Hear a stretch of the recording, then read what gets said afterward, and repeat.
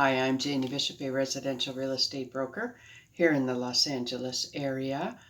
I am certified to work with a number of special groups, including seniors and families settling probates and trust. I was also trained in working with families in divorce. But I explained to one of my house clients, who I'm helping right now, about capital gains. And so I thought, oh, this is a topic I'm sure other people would like to know about. So here is a general overview, and this is especially for families in probate or trust in California. And just so you know, these are general examples I'm giving that you really need to verify with either an estate planner or a tax specialist on your particular situation. I am a certified tax preparer, so I am knowledgeable in this area, but I don't know your exact circumstance.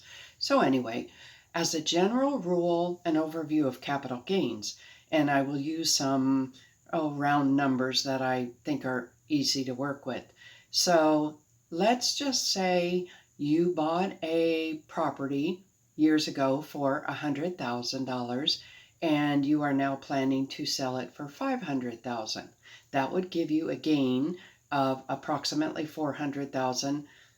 Understand you would tweak it by any closing costs, or you might have other things you're able to claim, but just as a general overview. So if you have a $400,000 gain, now let's just say you had this property as a rental property. It was not your residence. You do not get any capital gains exclusion. You would have a profit of $400,000 and you would pay tax on that $400,000. On the other hand, if it was your residence and say you were a single owner, you are allowed to exclude at present $250,000. If you were married, your spouse also has a $250,000 for a total of $500,000 combined. But let's just say you were an individual and this property, your gain of $400,000, you would get your $250,000 exemption and would pay tax on $150,000. If you were a couple, because you have $500,000 exemption, you would pay no tax. The whole capital gains exclusion on residences was designed to help encourage people to invest in residences, and that was the purpose of it. You will hear, I guess the outgoing administration had been talking about taking away that capital gains exclusion. It comes up every few years, so it's been in place for a long time, but it is not a sure thing. In terms of probate and trust administration, when a couple and or a revocable trust with a couple owns a property, when the first spouse dies, you get what is called a step-up basis, and that increases the basis from what was paid for the property, what you paid for the property, to the value at the time of death. So in the $100,000, now $500,000 property, the basis, instead of being the $100,000 purchase price, assuming the $500,000 is the value at the time of death of the first spouse, if the second spouse sells the property, they would not have a capital gain.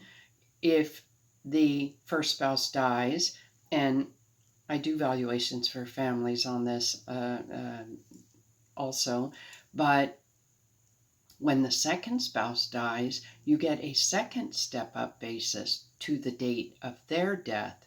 Now again, there's whole things about 6 months, and do you apply for whatever. So you really need to look into your specific case, but at least as an overview, you will understand. So say the first spouse died 5 years ago, you get step-up basis. The second spouse lived another 5 years. The basis gets stepped up to their date of death, and the family then, if they sell the property at that price or less, will not pay capital gains tax. Now, assume the trust holds the property for a little bit and it appreciates, then they may very well pay tax. But that is the gist of step-up basis, and the fact that in California, because we are a community property state, there is a double step-up basis. If you have questions about this and would like to see if either I can give you input or direct you to one of the professionals that help you with it, I would be happy to help out.